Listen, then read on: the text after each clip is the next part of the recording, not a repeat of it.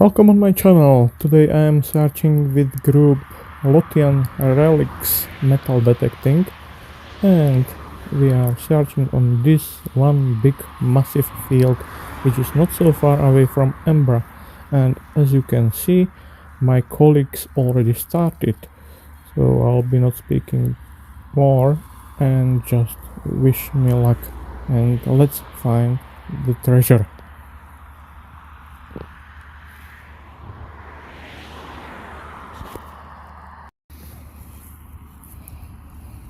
Takže mám tu prvý kopateľný signál 83, 82, tak dúfam, že to nebude iba nejaký odpad.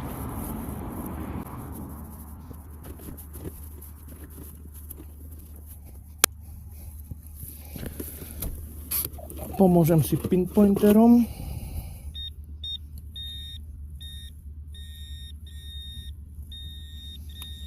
No a samozrejme, že to nie je nič svetaborné, je to iba kúsok olova. Dúfam, že nenájdem toľko olova, že ma bude ťahať k zemi, ale na komerčných hľadaniach zvyčajne nemám šťastie. Tak poďme k ďalšiemu. Hneď druhý signál a gombík. Áno, neviem, či ho budem čistiť, ale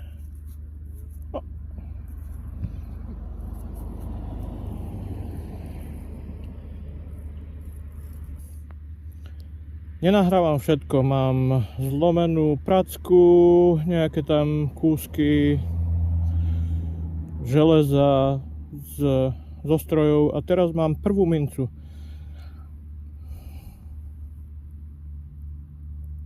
Koniec môjho prsta, ukazováka, a zdá sa mi, že to bude striebro.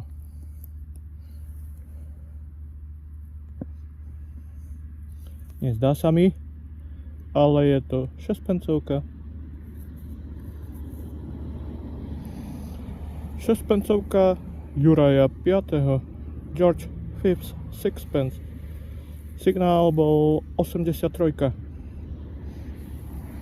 Tak, túto nehodím iba tak do kontajnera, a túto hodím do fľašky. Tá je predsa len vzácnejšia a fľašku určite nestratím. Ďalší zaujímavý nález. Guľka do muškety. A ja na nich mám iný pohľad, pretože nachádzam ich aj na pláži a nachádzam ich stovky. Takže mám kopu takýchto guliek do muškety.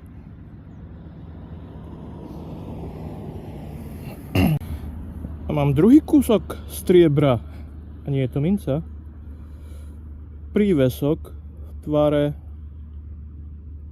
neviem, krídel od nejakého hmyzu, alebo prvé, čo ma napadlo, tak plutvy. Vzadu je pekne napísané Sterling Silver.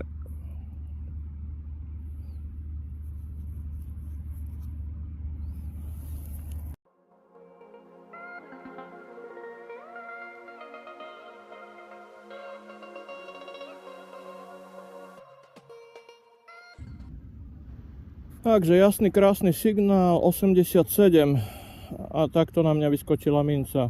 A to bude tretí kúsok striebra. Podľa veľkosti je to 3-pencovka a podľa tvaru hlavy je to kráľovná Viktória. Jej! Viete o tom, že kráľovná Viktória, pravdepodobne to neviete, jej druhé meno bolo Viktória Alexandrína, mala ešte niekoľko mien, ale nenávidela Alexandrína. Meno Alexandrína. Alebo nemala ho rada. To znamená, keď sa dostala na trón, toto meno si zrušila. Takže kráľovna Alexandrína. 3-pencovka.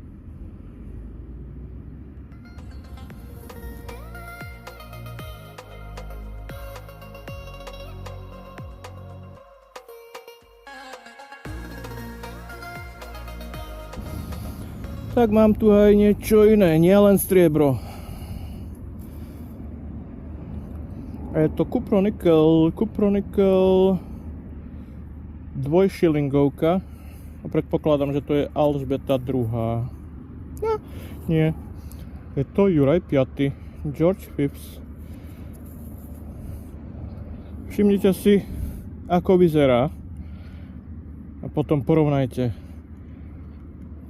Keď ju vyčistím v tumbleri.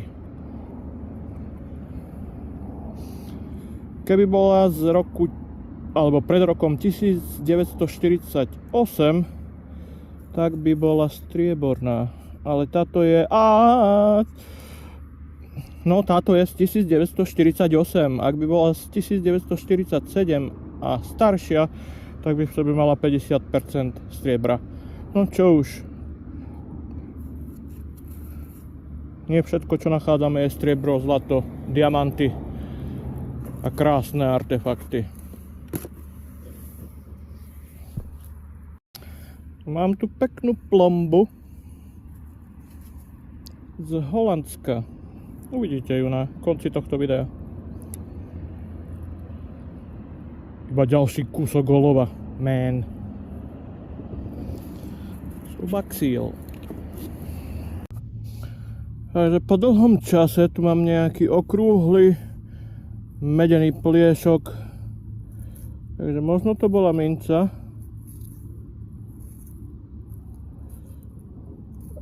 Skôr by som povedal, že to bol gombík, pretože v strede je znak chýbajúceho očka. Tak keď je tu gombík, tak možno sú tu aj mince.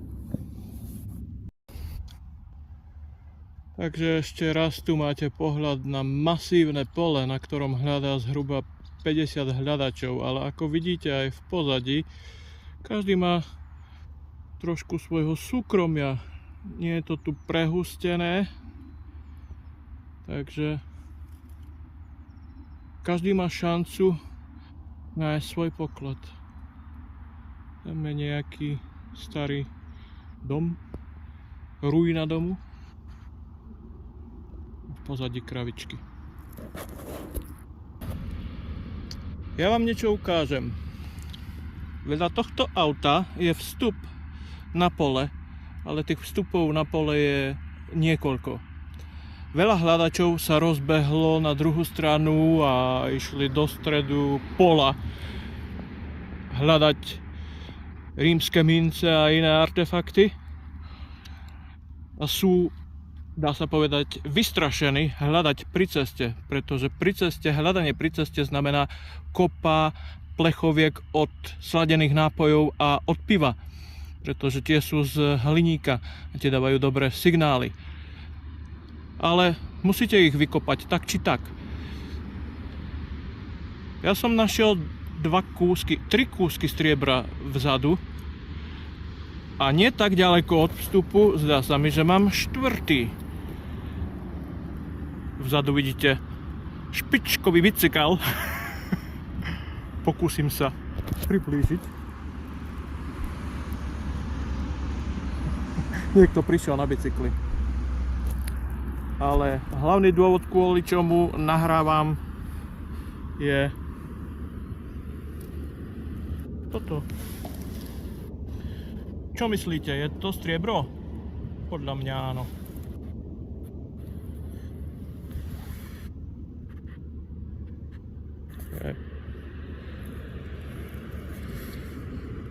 Takže na tejto strane Juraj VI, a tu na ešte prikryté.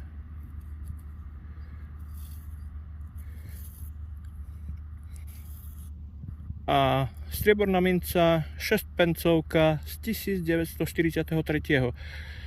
Hovorím strieborná, ale má v sebe iba 50% striebra. Ale počíta sa ako striebro.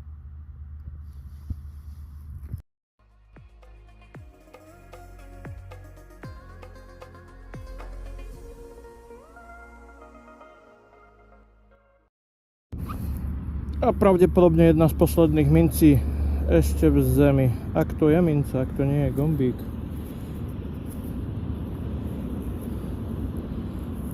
Možno to bol iba nejaký žetón.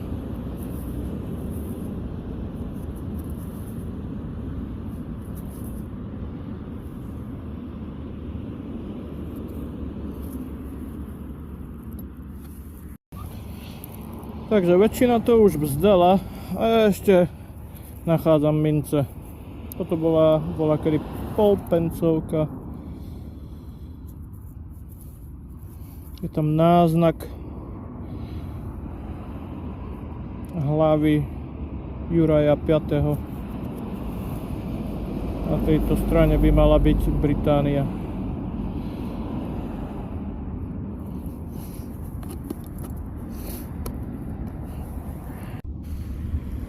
A kde som to videl? Je to taká malá drobotinka. A nie je to minca. Je to kľúčik do vreckových hodiniek.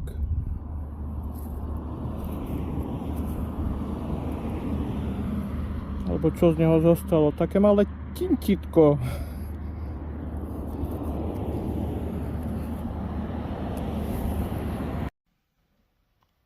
Takže čo sa mi podarilo nájsť na tomto komerčnom hľadaní, za ktoré som si zaplatil 10 libier. Mohol by som o tomto diskutovať trošku viacej, ale prečo? Nebudem.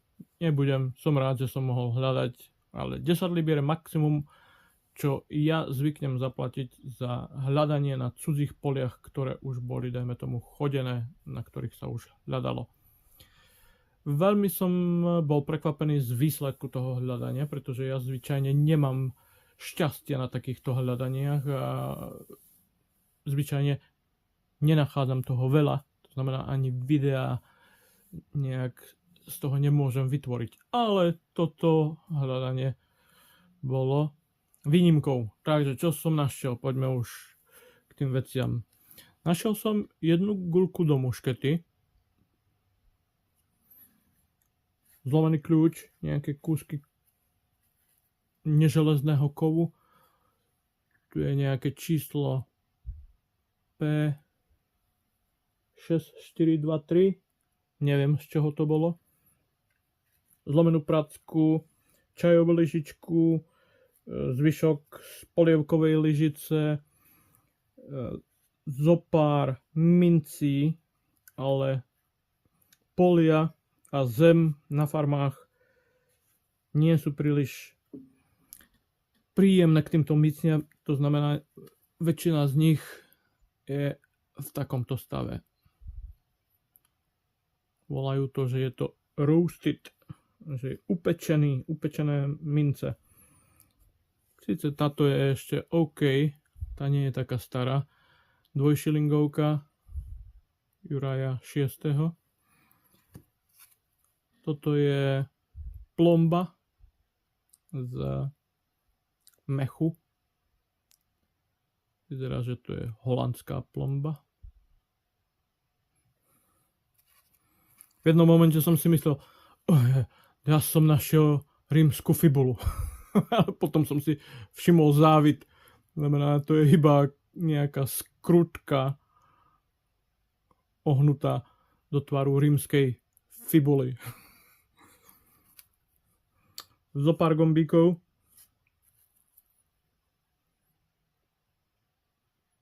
General Service gombík. Tento je takisto, ale ten je splacnutý.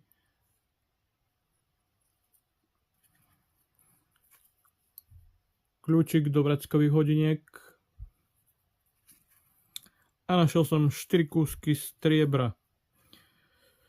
Trojpencovku kráľovny Viktórie, 6pencovku kráľa Juraja V.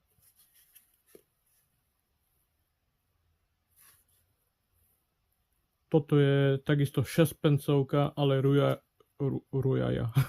Juraja VI. Má v sebe iba 50% striebra. Toto som si myslel, že je prívesok nejakej plutvy, ale nie, to je asi krídlo z váška.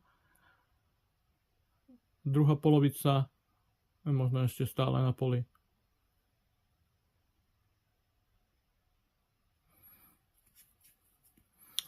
Takže to by bolo na dnes. Neviem, kedy sa uvidíme znovu. Možno sa uvidíme na pláži, možno budeme znovu na poli a možno sa už neuvidíme vôbec. Pretože som lenivý tvoriť videá. Ak vidím, že nič extrémne mi neprinášajú, berú mi akurát čas pri editovaní. Takže ak ma chcete motivovať, subscribujte, lajkujte, komentujte, nechajte nejaké znaky o tom, že ste tu boli.